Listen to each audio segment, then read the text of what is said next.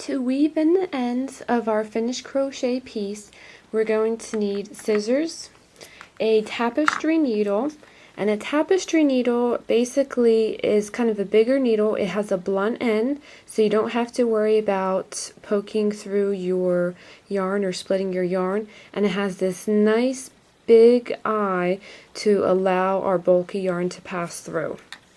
I really like using a needle threader for this, but if you don't have one on hand, I'll also show you how you can use a piece of paper.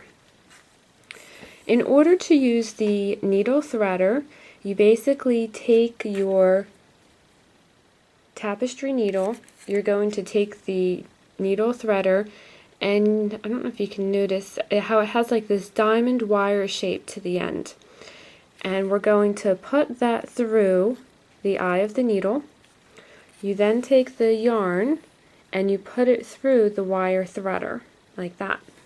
Then you pull on the wire threader, and as you pull on it, and you want to do it gently so you don't break it, it actually will pull the yarn through the eye of the needle for you.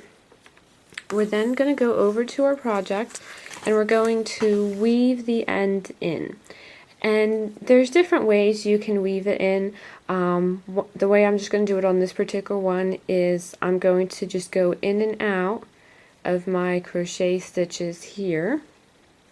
And you want to weave roughly about 3 to 4 inches worth in. So pull the thread through, and all I'm doing is just pulling my yarn through, and then I'm going to pull the yarn off the needle. You want to kind of pull in the yarn so it's nice and snug, but then I also want to take my crochet project and I want to stretch it a little bit, so that way I can see how my yarn is going to fill in where I put it. Then we're going to go ahead and take a pair of sharp scissors, and we're going to trim as close as I can to my project. So there is my first yarn piece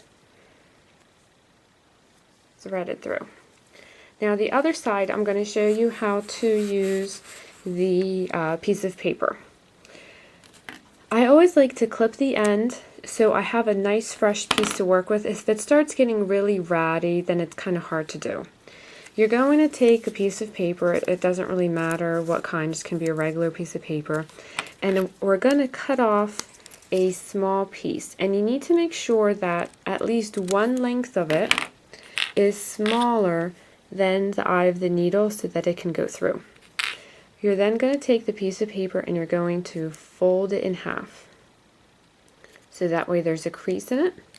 Then you're going to take the yarn end that we just cut and you're going to put it right into that crease, right into that fold, and then just fold the paper around it. And I'm going to pull in the yarn slightly just so it's just right inside of here. If it's poking up, it's going to be hard to put this through the eye of the needle.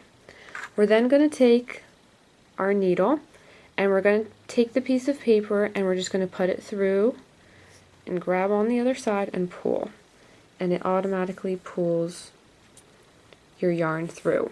And you can reuse this several times. After a while it does start to get kind of ratty and you'll have to just get a fresh piece, but it's kind of a cheap way to do this. So once I have the yarn onto my needle, we're going to go ahead and weave it in. Now one of the other ways you can also weave it in is, this is kind of a looser stitch. I did a double crochet stitch, so I can't really weave it too much into the stitches, but you can always weave it coming down. We can weave it kind of going across through the stitches, and I'm just going to weave it through this top section.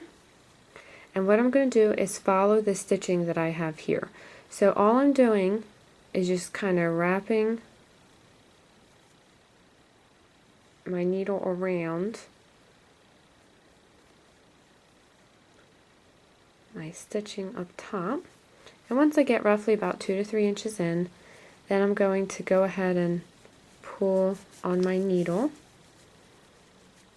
and then we can pull that off, and then stretch your project so that way it lays kind of nice and flat and the yarn is snug in there. See how you can't even really see it. We're going to clip off the excess, and there you go.